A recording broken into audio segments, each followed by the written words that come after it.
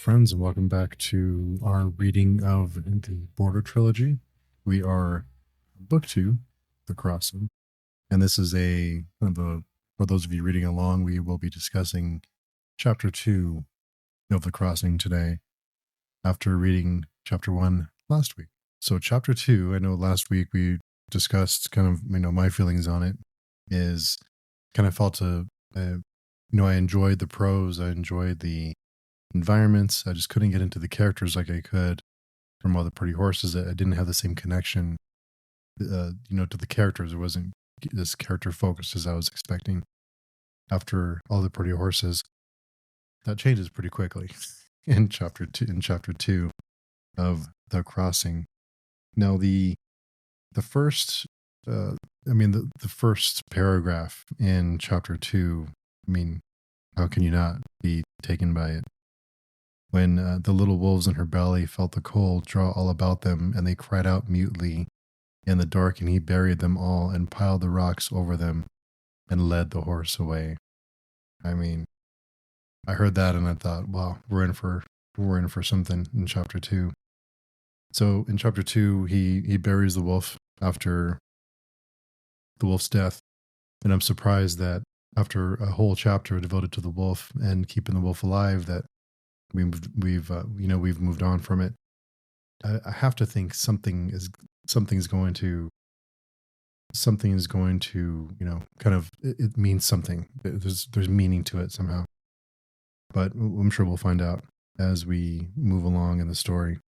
I think the other part that really, short. It doesn't take very long in chapter 2 for Billy to get to the old church that's fallen and collapsed, and the caretaker who lives there, and the story of the man who used to live there, and how he, his parents were killed.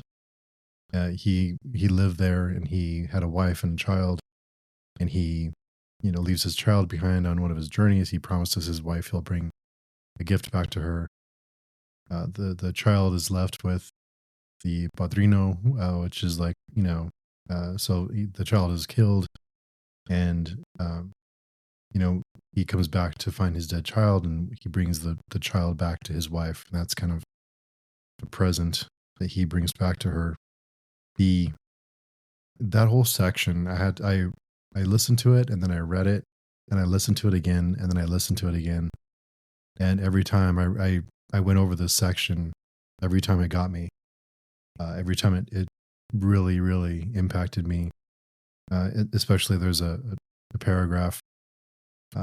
Such a man is like a dreamer who wakes from a dream of grief to a greater sorrow yet. All that he loves has now become a torment to him. The pin has been pulled from the axis of the universe. Whatever one takes one's eye from threatens to flee away. Such a man is lost to us. It's that whole section there of kind of the shell that's left after that tragedy of losing his son, and he loses faith, or he doesn't necessarily lose faith, but he almost is challenging God to take him, or kind of he's this just enveloped in grief and in sorrow, and that whole section really, to me, and let me know if you kind of see.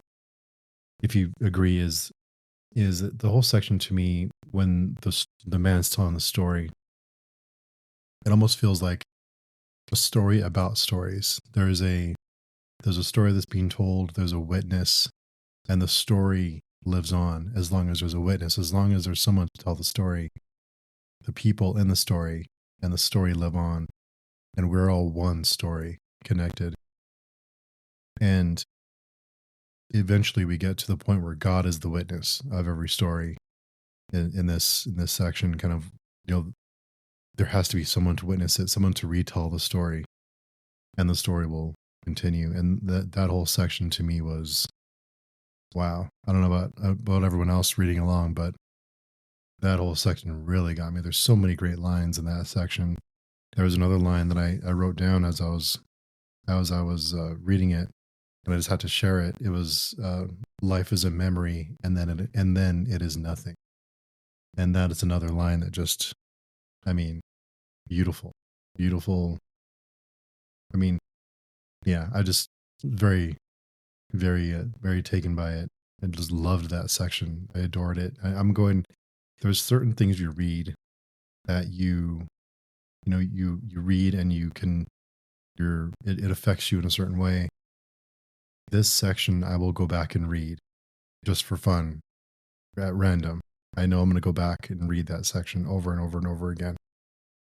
Years from now, I'm going to be rereading that section.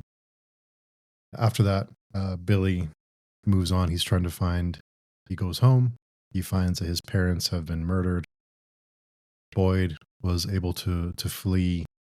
The dog had his throat cut, and he suspects that it's the Indian from the first chapter had come back and killed him, killed his parents, and taken all the horses. Boyd, he's able to find Boyd, who has been taken in by a family. He goes and takes Boyd, and they actually rob the family that was taking care of Boyd. They take some money and some other items for their trip. And I don't know about all of you, but whenever whenever they sit down to eat, they talk about, eating and tortillas and soaking up the tortilla on the plate and eating it. And that all, I get hungry.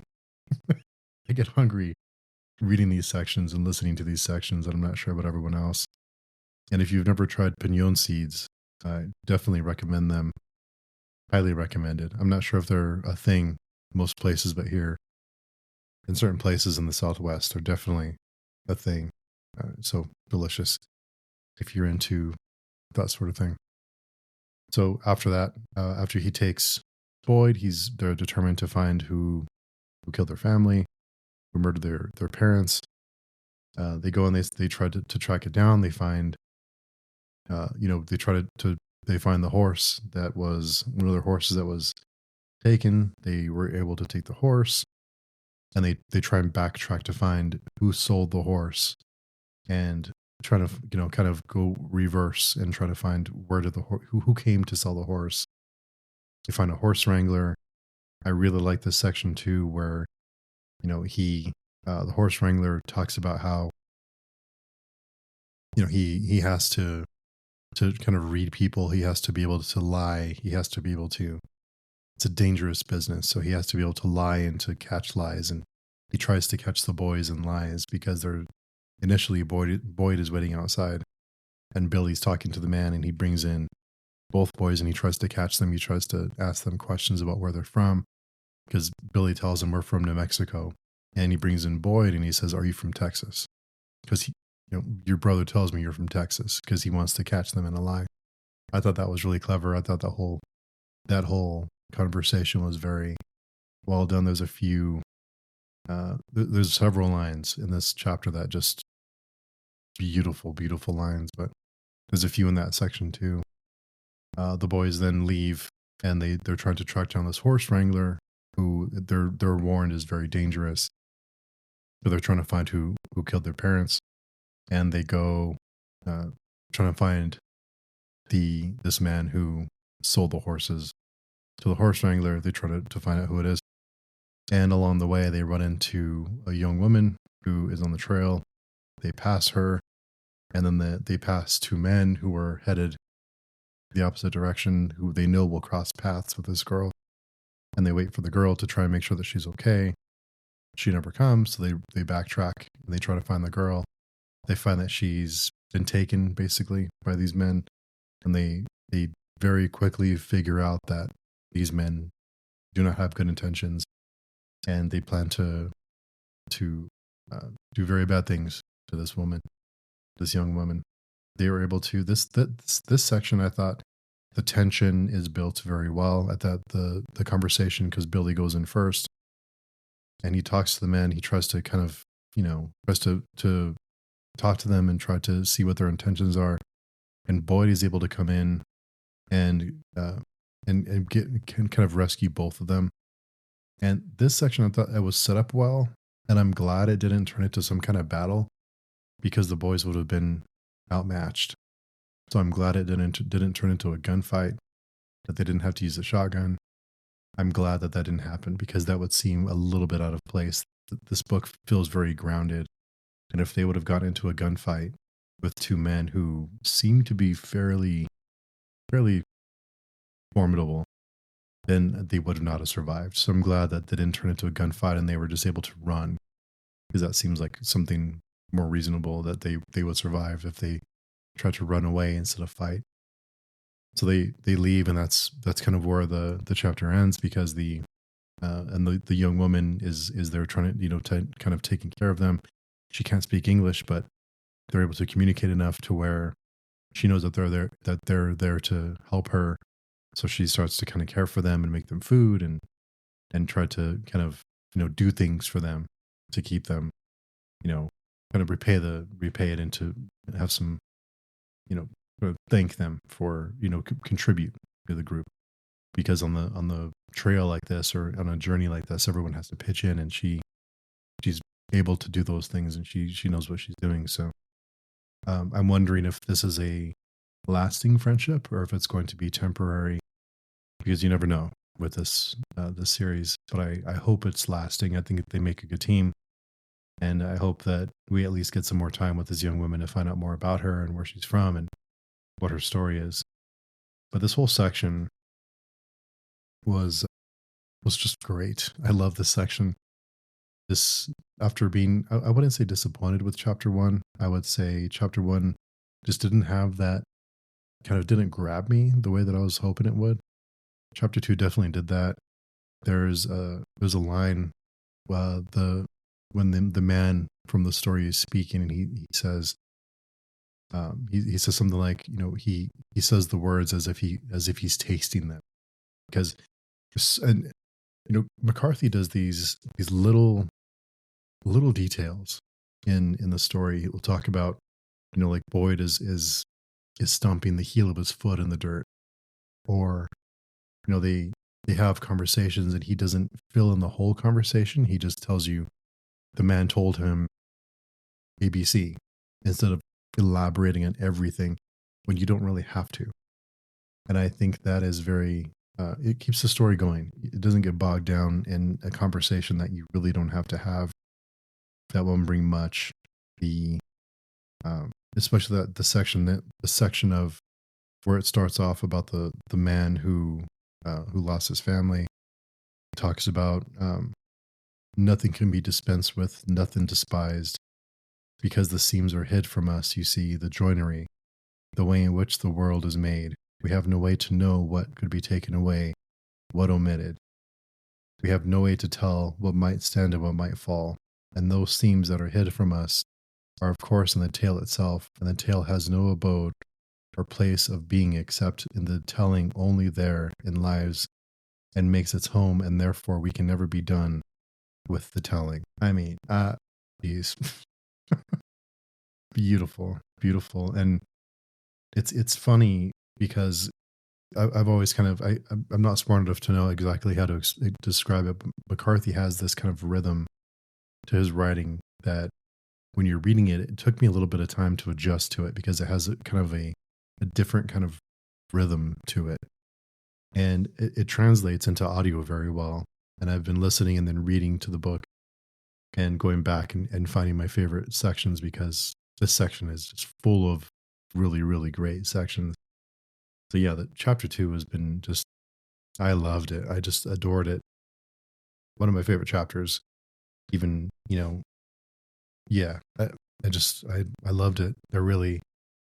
Like I said, I listened to that section about the man, the story the man was telling about the other man who lost his family.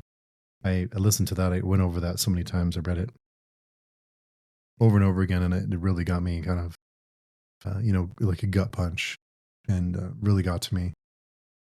And yeah, beautiful, beautiful writing. I mean, just makes you happy to read something that's so well crafted and so well done. It just makes me happy just to be able to do that, and especially because we get to share it. Hopefully someone out there is reading along with me.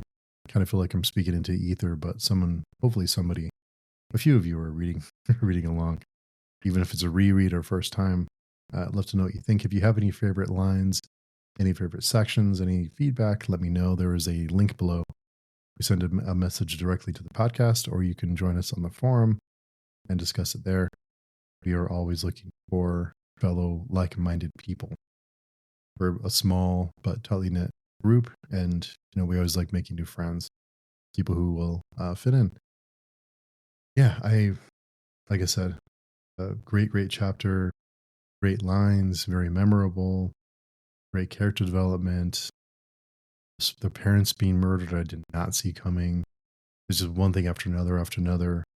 And yeah, I mean, we're really moving. We're really moving now. So yeah. Let me know what you think if you are reading along. Like I said, let me know if you have anything that stands out to you. I'm trying to think what else. And the dog surviving with his throat cut. He can't bark anymore. He's still following along. Yeah. Just so many, but the way the chapter starts out, you definitely get the sense that this is going to be an intense chapter, and it definitely was. There is one thing I wanted to mention when Billy is talking to the man who's the caretaker, and he is drinking coffee with the man. And the man never drinks coffee. He doesn't drink the coffee that he serves him, because he serves them both coffee. But the caretaker does not drink the coffee. And Billy, he does mention he mentions that a couple of times, that he mentions the caretaker did not drink, but Billy is drinking it. And at one point he mentions that there's two cats, and I wondered if that's his vision. So I wondered if this is if some of it was hallucination, or if he was drugged in some way. So I wonder if there's something else there in that section, that how much of that really happened.